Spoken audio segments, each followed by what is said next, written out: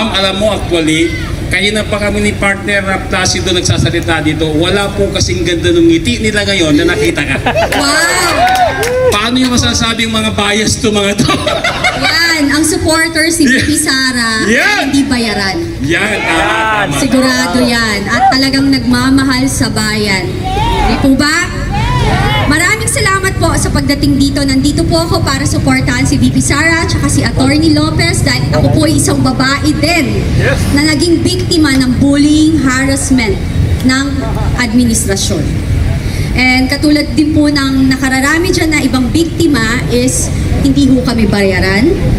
At nagsasalita ho kami dito, katulad ko, isa ho ako doon, na sinalang ko ang aking buhay at buhay ng aking pamilya.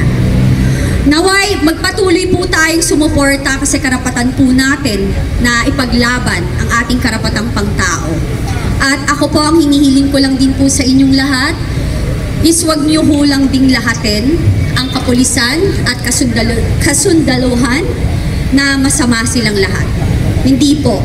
Kasi marami rin po akong kaibigang taga doon at may mga kamag-anak din po akong taga doon. Kaya alam, may ano tayo, first hand na kaalaman. At ako po, katulad nyo, ako'y bilib na bilib po sa katsagaan nyo.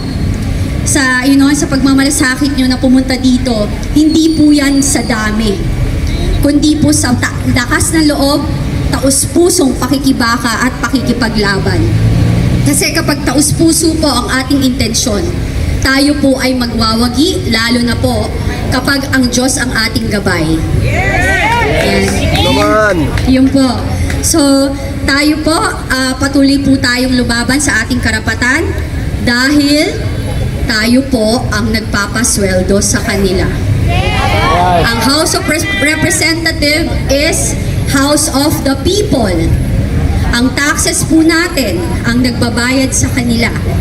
Wala po ditong kung sino yung mas mataas, kung sino yung nakaposisyon, hindi po ganon. Dito po, dapat po ang loyalty nila is pro-people. Dapat po ang kanilang katapatan is para sa bayan, hindi po para sa kanilang mga pansariling bulsa. So, ako po, maraming salamat po sa inyong lahat ulit at magpatuloy po tayong lumaban.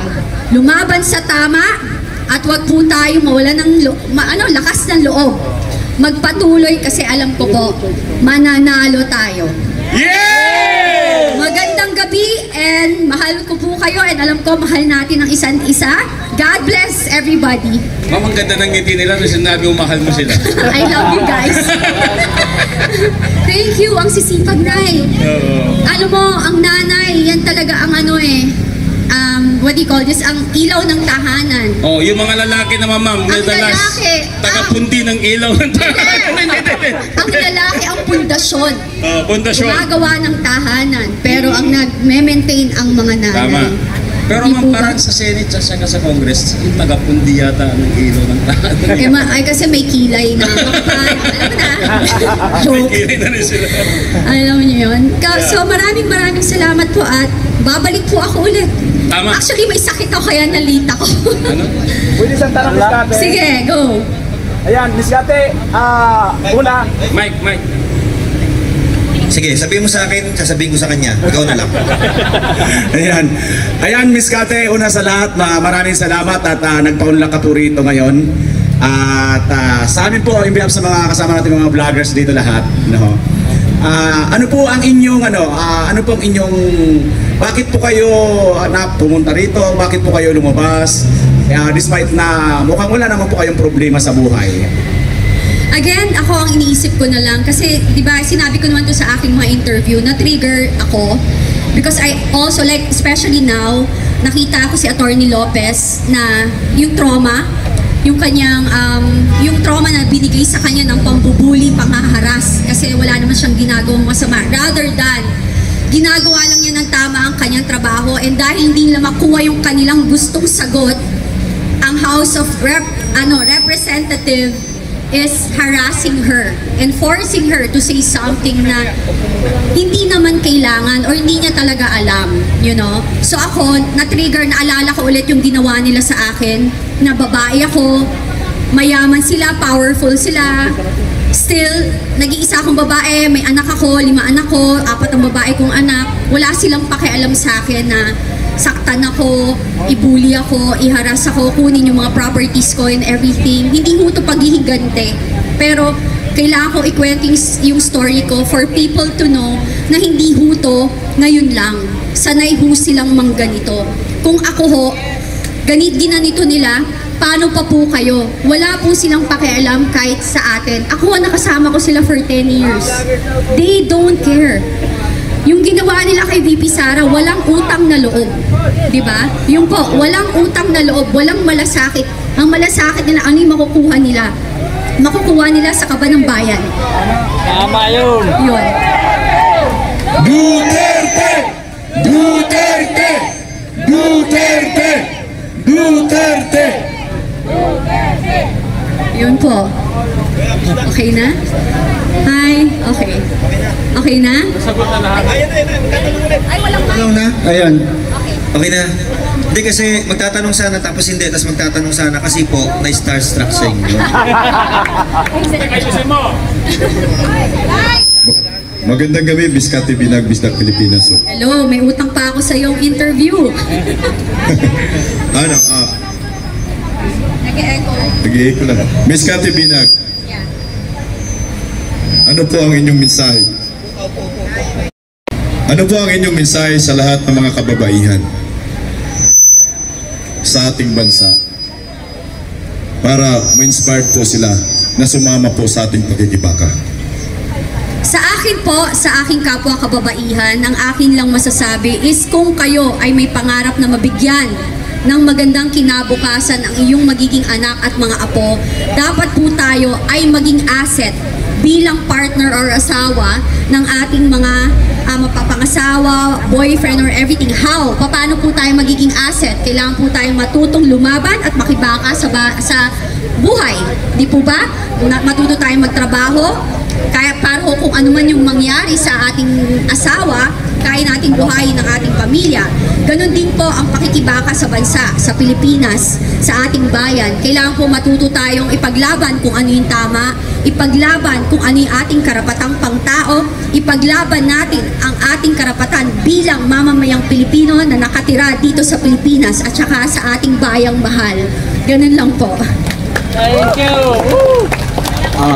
Meron pa akong follow-up, Miss Candy. Sige. Ako po si BMR Channel. Ay! May utang din. Miss Candy, kahapon po nung napanayan po namin si Senator Bato de la Rosa with Yumi Santiago, ang isa rin po sa biktima, at nagpapasalamat sa programa ni Tatay Digong na War on Drugs because yung kanyang mga kamag-anak ay nagbago po. Miss Cathy Binag, kayo po, kung sakasakaling magtuloy-tuloy po ito ang investigasyon, makikiisa po ba kayo sa panawagan na lumabas din ang mga biktima po nitong mga illegal na mga droga? Dapat po, Duterte!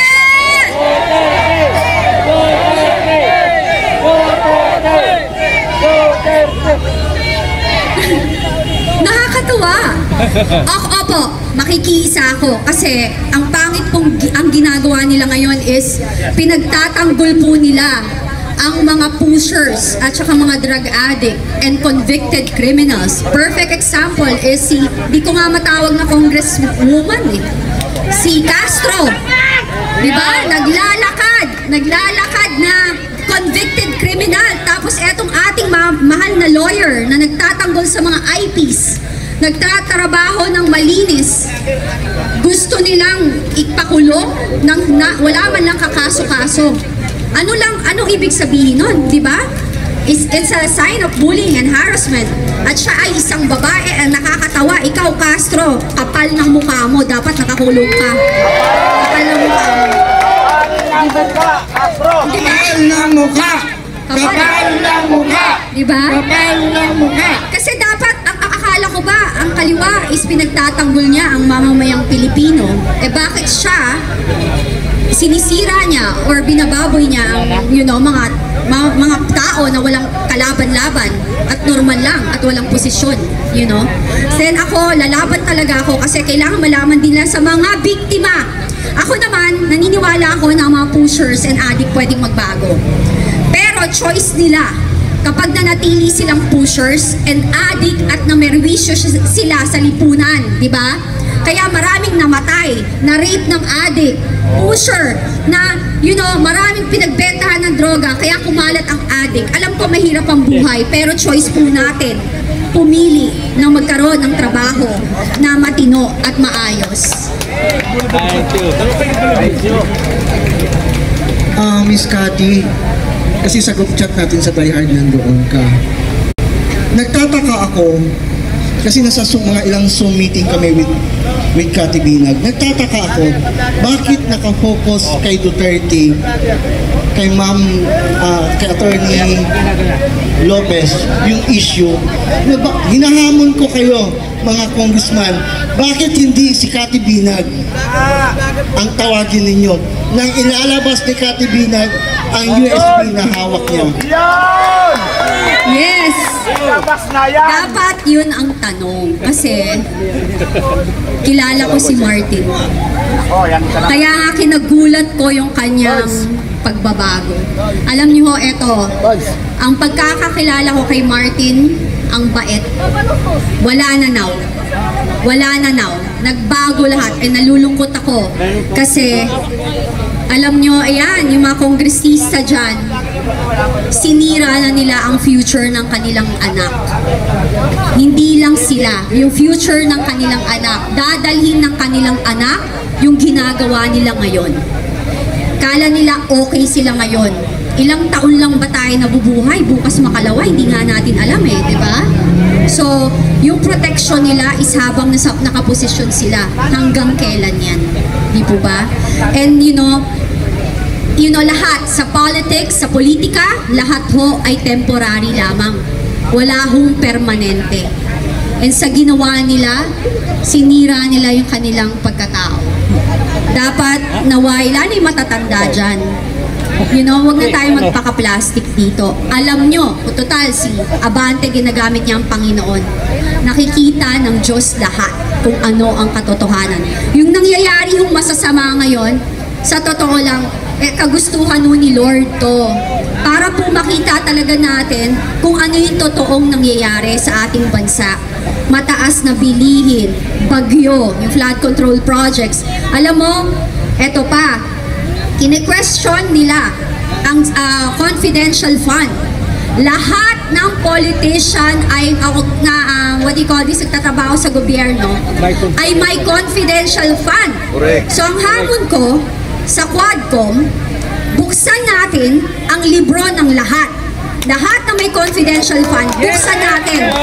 Kung kine-question nyo ang confidential fund ni VP Sara. You want to be fair and square? Maging transparent tayo. Ilantad natin lahat kung wala kayong tinatago. Yun lang po. Miss Cathy Binag, follow-up question na po. Balikan lang ho natin yung issue sa drugs tungkol po kay Bongbong Marcos. Kung ipatawag po ba kayo sa Quadcom, haharap po ba kayo upang isalaysay po ninyo yung personal encounter po ninyo kay Bongbong Marcos na gumagamit po ng ipinagbabawal na gamot?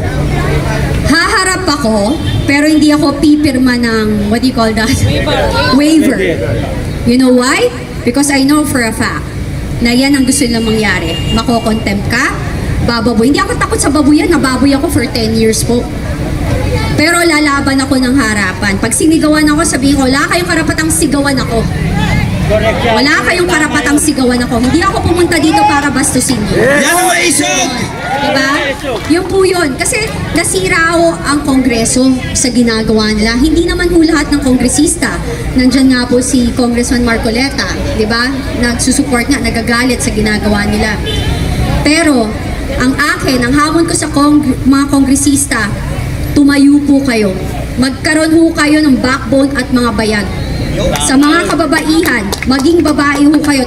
Total, ina ho kayo ng tahanan, ate kayo. Tingnan nyo ho nangyari kay Atty. Lopez. Tingnan nyo nangyari kay Atty. Lopez. Imagine niyo kung nangyari yan sa mga kapatid nyo, nanay nyo, ate nyo, tita nyo, kamag-anak nyo, mahal nyo sa buhay, anong gagawin nyo? Tapos kine-question nila, tinatawag nila si VP Sara na may tama sa utak, hindi kalmado. Kahit sa akin mangyari yan. Kasi ang problema, ang mainstream media, hindi nila nilalabas ang kabuuan ng storya. Diba? Kaya yan ang problema. Hindi lahat nila nilalabas. Yung story, we were there. Ang sabi niya, diba, ang nangyari sa kanya, nasa Zoom tayo eh. Nag-collapse na si Attorney Lopez, hindi na siya kumikibo. They were asking for help. It took 2 hours for them na na may papuntahin. May doktor doon, ayaw papasukin. So ano gusto niyong maramdaman ni VP Sara? Isang kaibigan yan. Hindi lang basta kaibigan, matagal niyang kaibigan at empleyado niya. Yan ang leader. May malasakit sa kapwa. May gagawin ba nila yan? Babantayan ba nila? Babantayan ba nila yan? Hindi. Yung trauma na ginawa, tapos sabihin na drama, gusto ko nga po, sana magsalita yung nanay ni Attorney Lopez. Sana po magsalita. Hindi nyo maintindihan kasi may pera kayo, mayaman kayo, you think you're powerful. Wala akong pinaka-powerful dito sa buong mundo kundi ang Diyos. Kaya kayo lahat tatamaan na kayo ng latigo ng Panginoon. Yun lang po. Miss Katibinag, final question na lang po. Last na lang. Nung na-interview po kayo ni Maharlika, ang sinabi niyo ho, na mayroon kayong hawak na USB kung saan ikwento ko lahat yung pagkakilala at pagsasama ninyo ng dati ninyong boyfriend. Kasama po si First Lady Alisa Aranita at saka si Bongbong Marcos. Kailan nyo po yan ilalabas? Meron na may hawak, lalabas na yan soon. Yun. Yun lang. Simpleng sagot. Last question, Miss Cathy. Kaya yung sa mga nagko-call na ilabas ko na, let me do give me my time. Yes. Hindi ho tayo pwedeng magpadalos-dalos. Alam niyo ho yun? A friend of mine even told me, yung hawak mo, Cathy, can put this administration down. So yung sinabi niya, kaibigan ko yan sa Congress. So ako, gusto natin, dati pa natin gustong ilabas, pero meron ng may hawak.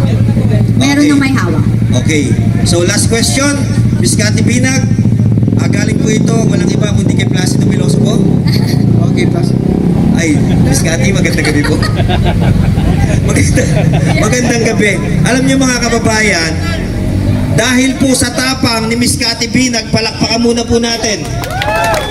Na siya ay lumantad kahit na po ang kalaban ay isang presidenteng bangag. Lumantad po siya, nagpaliwanag. Siya po ay naka-impluwensya ngayon at nakakuha ng inspirasyon ang mga biktima ng droga. At meron na pong isang sumabay kay Miss Cathy Binag. Yan po ay nagngangalang si Miss Yumi Santiago na aking kababayan sa Bataan. Maisog din po siyang lumabas at nagsiwalat kung ano ba ang buhay ng isang naging biktima ng droga. Ang tanong, Miss Cathy Binag, kung sakali ba na mas marami pang may inspire sa inyong matapang na paglantad at kayo ay higayating pangunahan na magsilabas at manawagan sa ating gobyerno ng isang masusing investigasyon, titindigan nyo ba ang mga biktima ng illegal na droga? Sa tingin mo ba, Placido, hindi ko titindigan? Sasagutin ko na yan! Yes! Nananawagan ako sa kapwa ko, biktima, pamilyang na biktima ng mga gumagamit ng droga, namatayan dahil pinatay ng adik, namatayan dahil pumasok sa pagbebenta ng droga ang kanilang kapamilya, ang mga nabiktima ng mga adik na nahagahasa, naharas, at nasira ang mga buhay dahil sa pagdodroga. Sabayan niyo po kami. Nandito po ako, tutulungan ko po kayo. Kahit maghirap ako. Palakpakan po natin si Miss Cathy Binag. Kaya Miss Yumi Santiago, kami po ay nananawagan, may partner na po tayo. Kay JM Morales, nandito na po ang mga gagawa ngayon ng panibagong hearing pagdinig sa Senado at Kongreso. Palakpakan po natin. Anti-war on, anti-illegal drugs, pro-war on drugs, Miss Cathy Binag. Palakpakan po natin. Huling mensahe mo. Maganda po ang ginawa ni President Duterte na paglalaban. Thank you po. I love you also. I love you. I love you. I'm from Canada. Wow! Thank you so much! Ayan, maganda po ang ginawa ni President Duterte sa war on drugs. And again, sabi ko, hindi ko tinatanggal yung gusto, yung kasabihan or yung paniniwala na ang tao ay may pagbabago. Pero, nung panahon na yon, those are the safest year of our lives. Kasi takot po ang tao. Ultimong politician, takot magnakaw. Ang military, talagang ang dignidad nila, mataas ang kapulisan. Binigyan niya ng integrity, nilabas niya kasi for the longest time, nababoy ang kapulisan tsaka sundalo. And you know, there's a lot of, marami po tayong pulis at sundalo na matitino. And talagang inayos niya.